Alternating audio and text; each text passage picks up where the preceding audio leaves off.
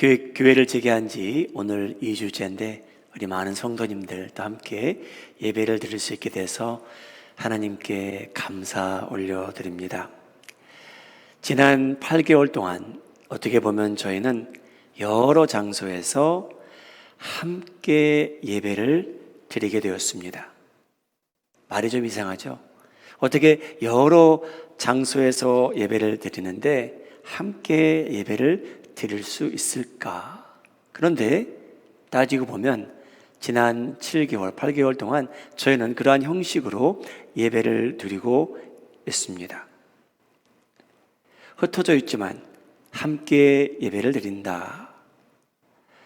저희가 팬데믹으로 인해 서로 만나 교제하는 것이 이제는 힘들고 사람들에게 불편하고 부담되기도 합니다. 그러다 보니까 많은 사람들이 쓸쓸하기도 하고 외롭기도 하고 또 당연히 어떤 형제 자매들은 우울하기도 하며 괴로울 때도 충분히 있습니다. 모든 사람의 경험은 그런 면에서 비슷합니다. 저희가 떨어져서 예배를 드리다 보니까 우리 함께 신앙생활하는 형제 자매들이 저희 삶 속에 존재한다는 게 얼마나 소중한지 저희 모든 사람들에게 새로운 깨달음이 있습니다. 우리가 만날 수 있었다는 것도 참 은혜였고 우리에겐 복이었다. 저 형제님이, 저 자매님이 내 삶 속에 얼마나 중요한가. 저는 새롭게 깨닫고 살아가고 있습니다.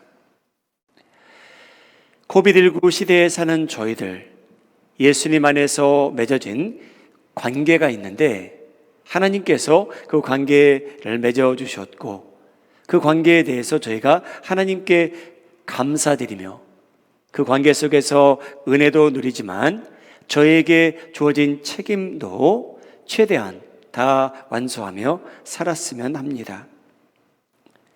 여러분, 저희는 인간이기에 저희 눈앞에 보이지 않으면 저희도 모르는 사이에 서로에 대한 관심이 점점 희석됩니다. 사라집니다. 내가 언제 저 사람에게 그만큼 신경을 썼지? 내 눈에 보이지 않기에 여러분, 저희가 저 사람에게 대한 관심이 점점 희석되는 경우 많이 있습니다. 목사님, 저희는 만나지도 않고 사는데 제가 저 사람에 대한 무슨 책임이 있겠습니까? 여러분, 그 질문도 중요합니다. 저희가 무슨 책임이 있을까요? 그런데 오늘 성경 말씀을 보게 되면 하나님께서 그 관계의 중요성에 대해서 언급해 주시고 저희가 하나님의 자녀로 저희 안에 성립된 그 모든 관계를 얼마나 중요시 여기며 살아가는 것이 하나님을 기쁘게 하는지 그 사실을 알게 됩니다. 사랑하는 여러분, 모든 관계는 책임이 요구됩니다. 여러분이 관계를 맺고 사는데 그 모든 관계 속에서는 책임이 요구됩니다. 저희가 책임을 원한다라는 한 적도 없는데 모든 관계는 책임이 요구된다는 것을 하나님께서 알려주십니다.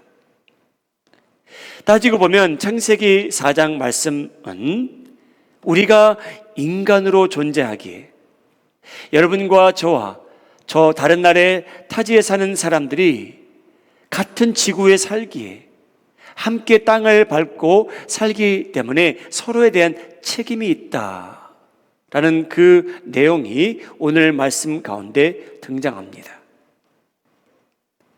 가인은 자기 동생을 죽입니다. 그리고 하나님께서 가인에게 질문하십니다.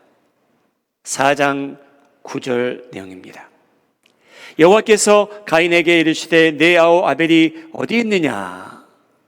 사랑하는 여러분, 하나님께서 천지를 지으신 전능하신 하나님께서 아벨이 어떻게 됐는지 모르셔서 어디 있는지 몰라서 가인에게 그 질문을 하셨을까요? 그거는 아닙니다. 하나님께서는 가인이 이미 죽은 걸 알고 계셨지만 가인에게 질문하시는 이유가 있습니다. 그것은 뭐냐면 가인이 아벨에 대한 모든 것은 알 수 없지만 24시간 내 동생이 무엇을 하고 있는지는 알 수는 없지만 가인은 아벨에 대해서 어느 정도 알고 있으리라 하나님께서 감안하시고 그 질문을 하셨습니다. 저서가 아닙니다. 가인은 어떻게 대답합니까? 4장 9절. 그가 이르되 내가 알지 못하나이다. 내가 내 아우를 지키는 자입니까? 여러분, 일리 있는 말이죠. 가인이 자기 동생을 지키는 자입니까? 24시간 그가 어떻게 지내는지 돌보며 살아야 이유가 있습니까? 여러분, 거기에 대한 답은 그렇진 않지만 가인에게는 어떠한 어느 정도에 대한 책임은 있다고 하나님께서 상기시켜 주는 겁니다. 여러분, 다시 한번, 여러분, 저희는 같은 지구에 함께 걷고 있기에, 존재하고 있기에 여러분, 하나님께서 저에게 요구하시는 그러한 책임이 있습니다. 하나님께서 노아와 그 아들들을 대상으로 하신 말씀이 있습니다. 인간관계에 대한 말씀인데요, 그 내용을 살펴보게 되면 저희는 인간으로 존재하기 때문에 여러분, 모든 사람이 하나님의 형상을 타고났기에 다른 사람들에 대한 책임이 있다고 하나님께서 말씀하시는 내용이 나옵니다. 창세기 9장입니다. 내가 반드시 너희의 피, 곧 너희의 생명의 피를 찾으리니 짐승이면 그 짐승에게서, 사람이나 사람의 형제면 그에게서 그의 생명을 찾으리라. 다른 사람의 피를 흘리면 그 사람의 피도 흘릴 것이니 이는 하나님이 자기 형상대로 사람을 지으셨음이니라. 하나님께서 모든 사람을 하나님의 형상대로 지으셨답니다. 물론 죄로 인해서 그 아름다운 형상, 이 이미지가 파괴되고 어두워진 것은 사실입니다. 그런데 여러분, 이 세상의 모든 사람, 하나님을 미워하는 사람들까지 포함해서 그들에게 아직도 하나님의 형상이 조금이나 남아 있습니다. 왜냐하면 하나님께서 지으셨기 때문에.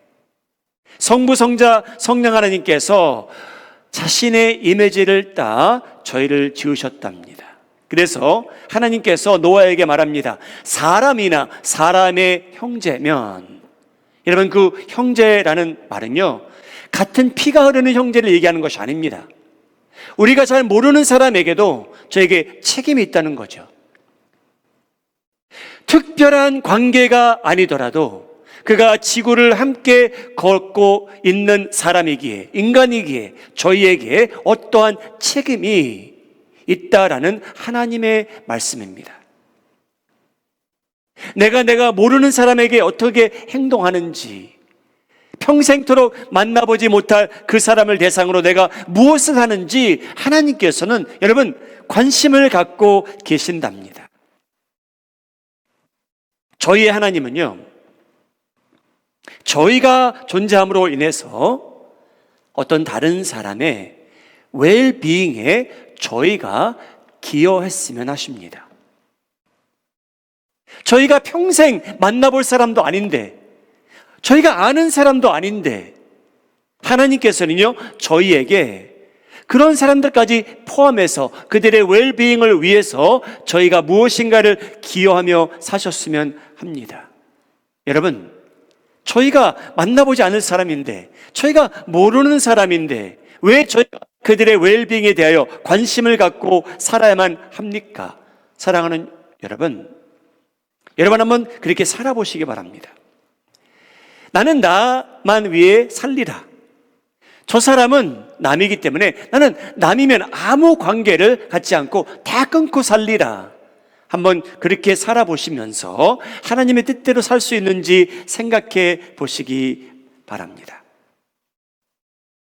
여러분, 이 말씀이 저희에게 좀 이상하게 낯설게 들릴 수는 있습니다. 왜 내가 그런 책임이 있는가? 그런 성경은 충분히 실려 있습니다.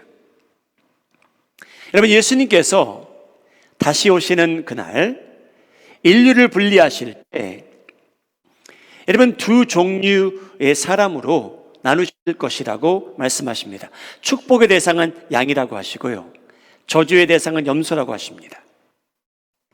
마태복음 25장 내용, 그때 임금이 그 오른편에 양들에게 말씀합니다. 있는 자들에게 이르시되 내 아버지께 복받을 자들이여 나와 창세로부터 너희를 위하여 예비된 나라를 상속받으라.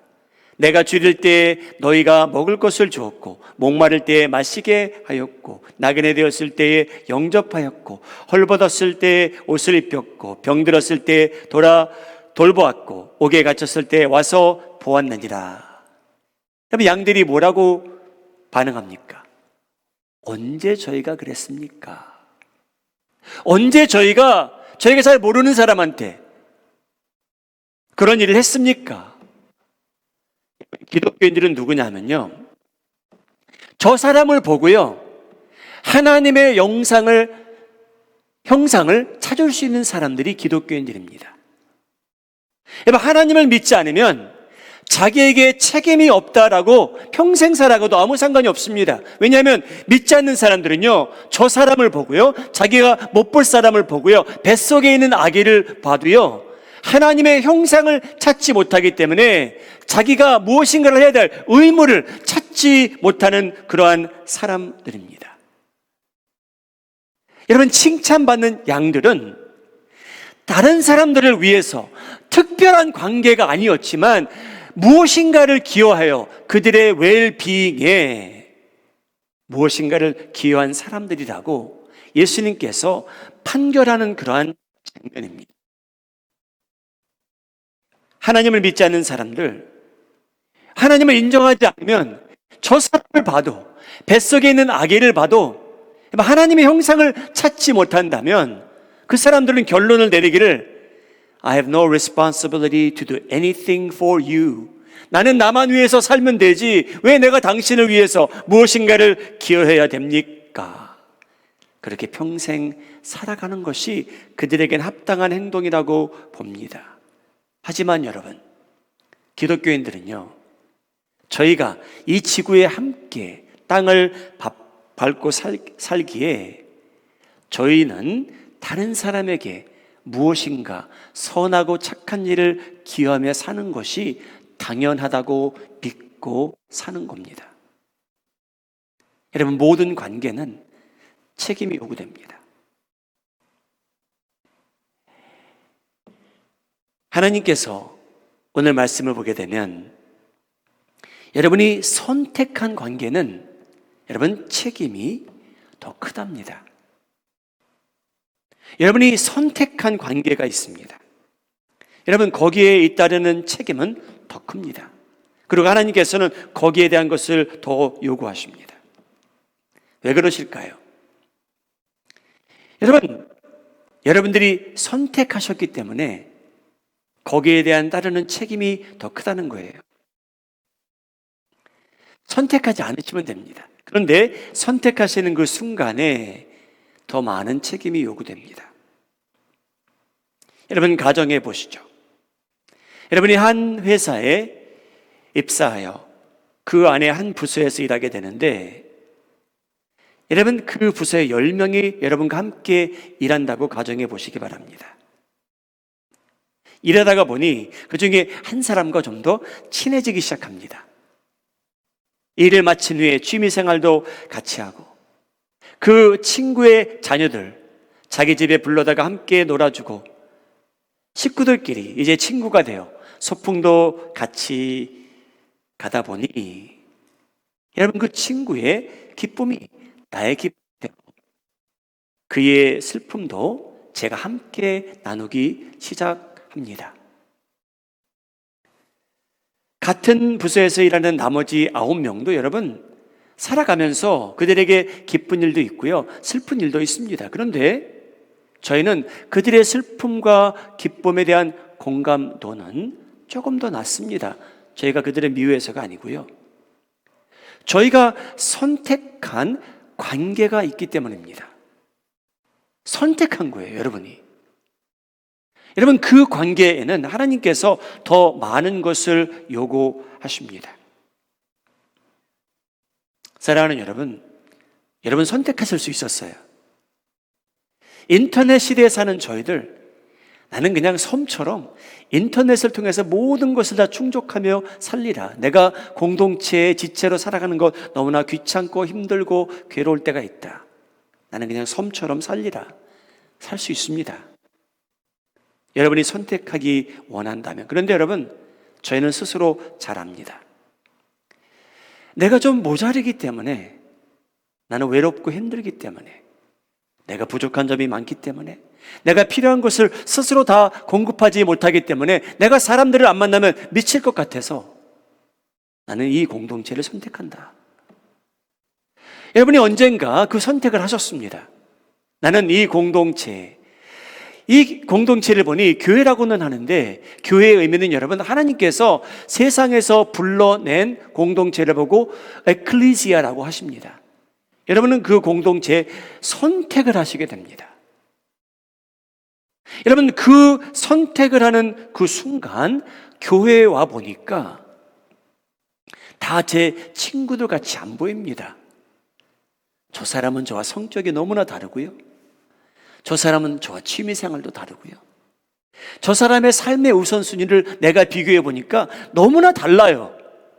그런데 여러분들이 만약에 공동체를 선택하는 그 순간에 여러분들에게 주어지는 특권이 있고요, 책임이 있고요, 기쁨이 있고요, 부담이 생기기 시작합니다.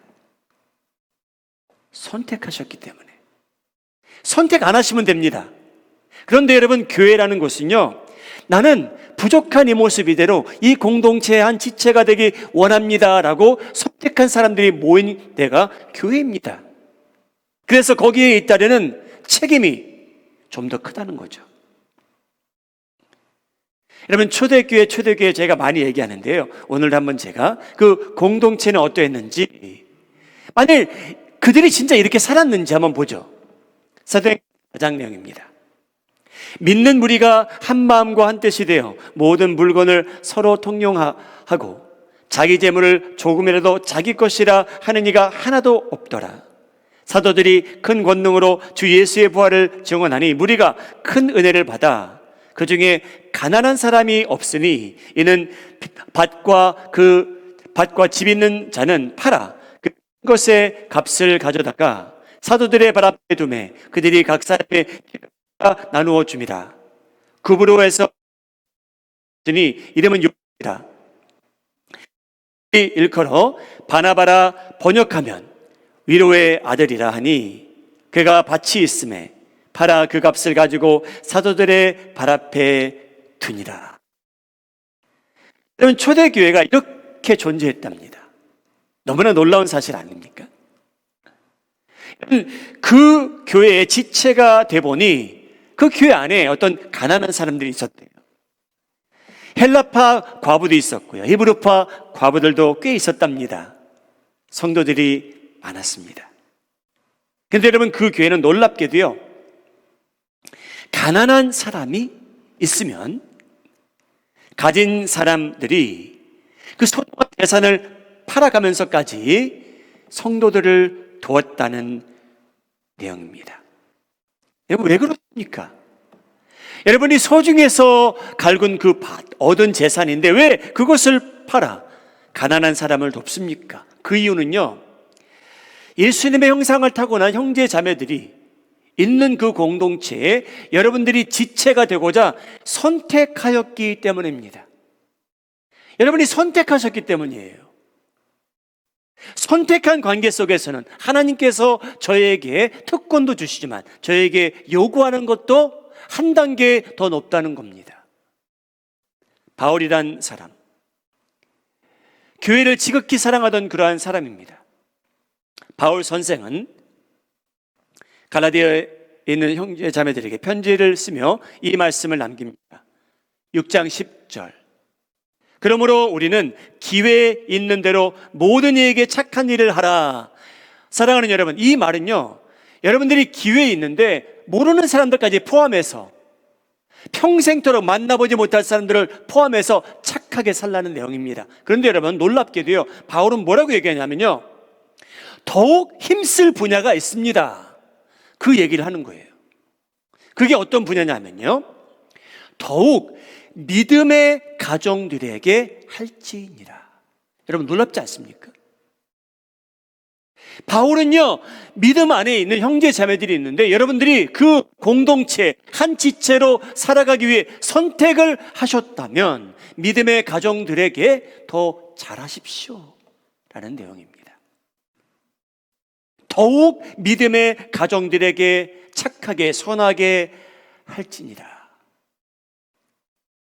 지난 한 달 동안 저희는 큐바, 코스타리카, 페루, 과테말라에 계신 선교사님들과 목사님들 네 분들과 예배하며 선교 보고도 듣고 교제하는 시간, 기도하는 시간을 가졌습니다. 여러분, 제가 질문을 한번 해보죠. 이 세상에 선교지가 그 네 나라밖에 없습니까? 여러분, 제가 질문 하나 하죠. 이 세상에 그 네 선교사님들보다 더 힘사시는 분이 이 세상에 없습니까? 여러분, 그 네 선교사님 네 분 참 힘들게 살아가십니다. 그런데 여러분, 따지고 보면 그들보다 더 힘들게 살아가는 분들도 있겠죠. 그런데 여러분, 왜 우리 마음이 하는 장로 교회는 이 네 나라를 대상으로 지속적으로 언급하며 또 만나며 선교 나가며 교제하며 후원합니까? 그들보다 훨씬 더 힘들게 선교 사역을 하는 분들이 이 세상에 얼마나 많은데요. 왜 우리 마음이 하는 장로교회는 그런 데를 후원합니까? 여러분, 그 이유는 저희가 이 관계를 선택했기 때문입니다. 저희가 선택하지 않으면 저희의 책임은 확 줄어듭니다. 저희가 누릴 수 있는 특권도 확 줄어듭니다. 그런데 하나님께서 한 교회에 요구한 양이라면, 저희가 할 수 있는 일이라면 믿음 안에서 믿음 안의 가정들에게 저희가 특권을 누리며 책임을 다하기 원하는 나라가 현재 이 네 나라입니다. 물론 간접 선교를 위해 저희가 후원하는 나라들과 선교사님들도 있지만, 여러분, 선택한 관계에서는 특권도 누리지만 요구되는 것이 더 많이 있습니다. 사랑하는 여러분, 마지막으로 가장 가까운 관계는 하나님께서 가장 큰 책임을 요구하십니다. 가장 가까운 관계는 하나님께서 가장 큰 책임을 요구하며 가장 큰 특권을 저희가 누리며 삽니다. 가장 가까운 관계라면 여러분, 부모, 자녀, 아내, 남편, 형, 아우, 이러한 관계입니다. 여러분, 이러한 관계는 가장 가깝고도 특별한 관계입니다. 얼마나 특별하냐면요, 하나님께서 언급을 해요. 창세기 4장 9절 제가 다시 읽겠습니다. 여호와께서 가인에게 이르시되 내 아우 아벨이 어디 있느냐? 그가 이르되 내가 알지 못하나이다. 내가 내 아우를 지키는 자니까? 하나님께서 뭐라고 얘기하시냐면요,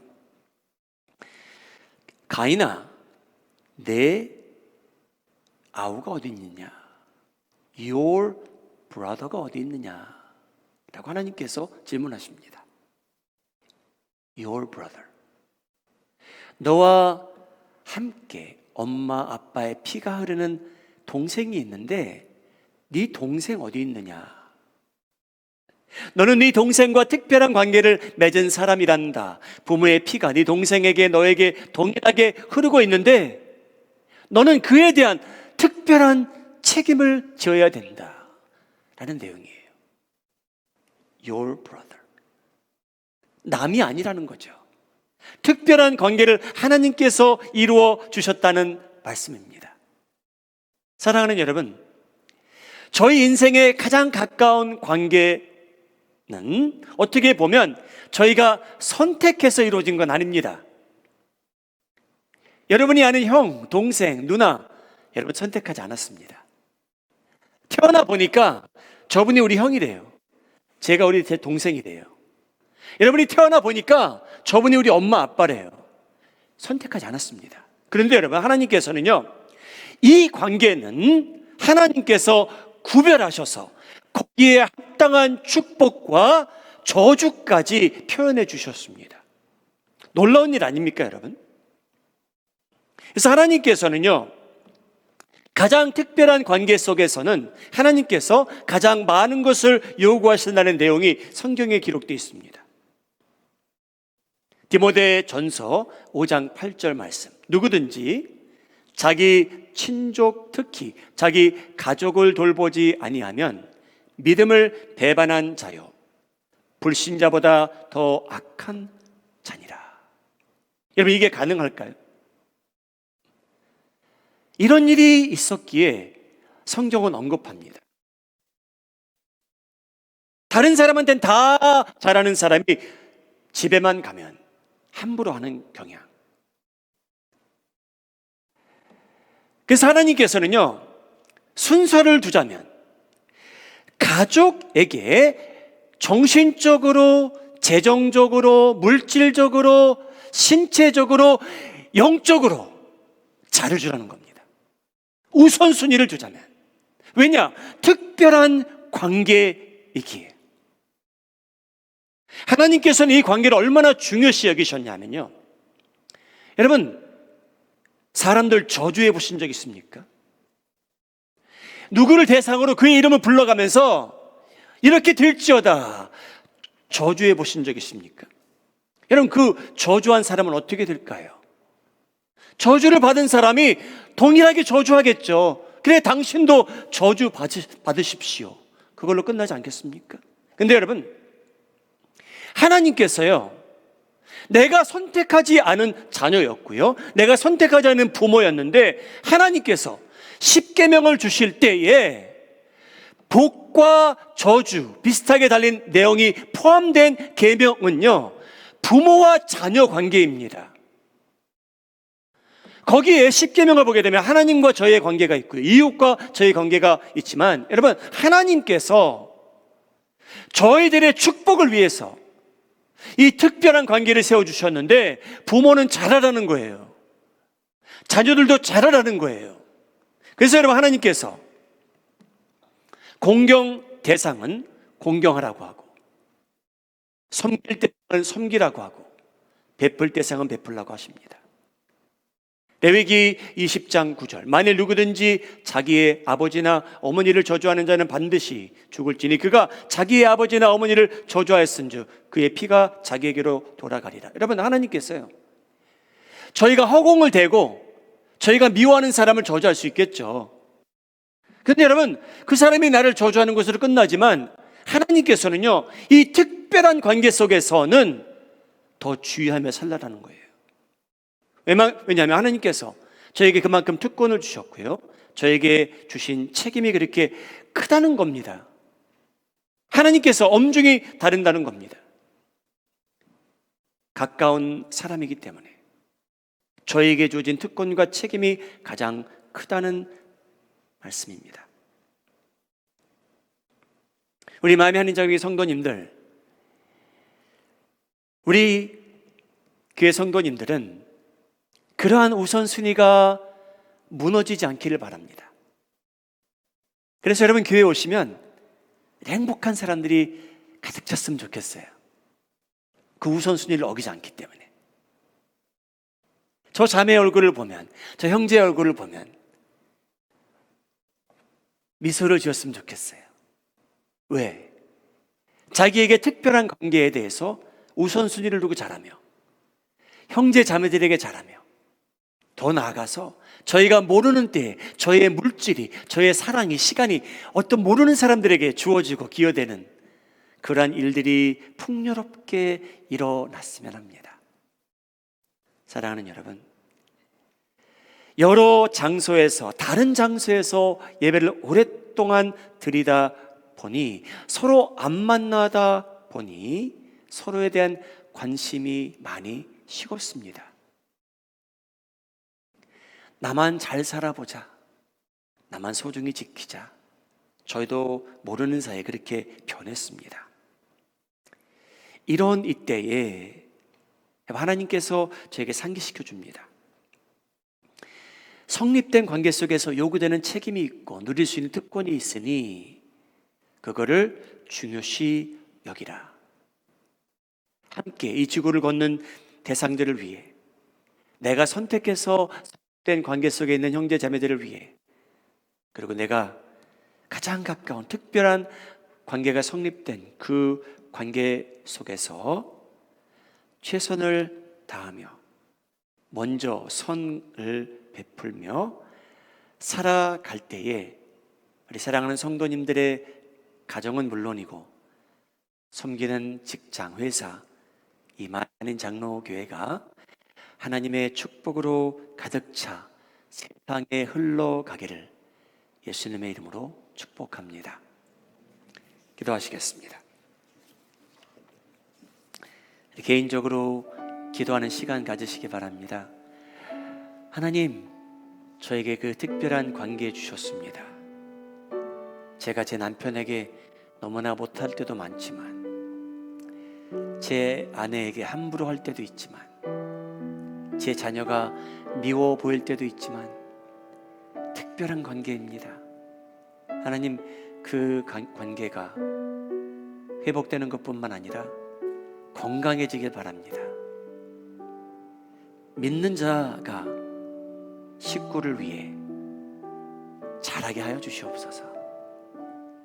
옆에 있는 남편이 집에 오면 웃음이 넘치게 하시고, 열심히 일하는 아내가 차를 운전하고 드라이브에 들어올 때 마음이 설레게 하시고, 우리 아이들이 엄마 아빠를 보면 목소리를 들으면 기쁨이 있게 하시고, 우리 가정을 보면 하나님께서 살아계시구나 라고 할 정도로 하나님의 은혜가 넘치기를 바랍니다.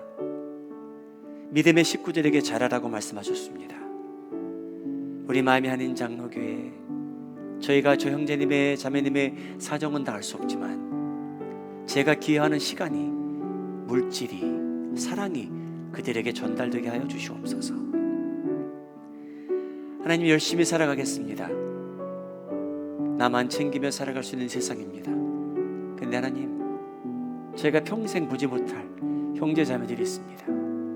그들까지 포함해서 저희가 물질을 기여하게 하시고, 헌신하게 하시고, 선교사님들을 위해서 기도하게 하시고, 그들을 위해 아낌없이 후원하게 하여 주시옵소서. 개인적으로 기도하고 결단하는 시간 가지시기 바랍니다.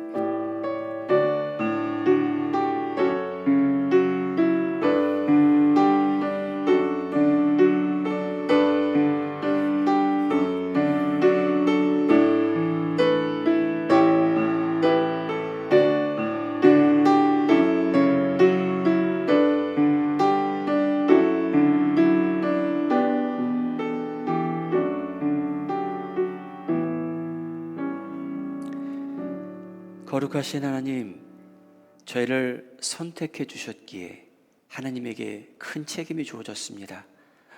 저희를 구원하셔야 될 그 책임, 저희를 자녀 삼는 그 특권, 하나님께서 함께 누리고 계십니다. 주님, 그 가운데 저희가 존재하고 저희가 존재하기에 이 세상에 복되게 하시며, 마음에 하는 장로교회가 사랑이 풍성해지고 영적으로, 물질적으로 힘든 자들이 없게 하여 주시옵소서. 하나님, 저희 가운데 그 특별한 관계를 저희가 누리며 살아갑니다. 오늘 멀리 떨어져 있는 부모나 자녀들이 하나님을 통해 사랑을 느끼게 하시고, 서로의 사랑이 깊어지게 하셔서 온 식구가 한 마음이 되어 하나님을 섬기며 하나님의 사랑을 만끽하며 살게 하여 주시옵소서. 그 사랑이 이 교회 안에 가득 차게 하시고, 저희도 예수님의 사랑을 만끽하며 살아가게 하여 주시옵소서. 저희를 먼저 선택하신 예수님의 이름으로 기도하옵나이다. 아멘.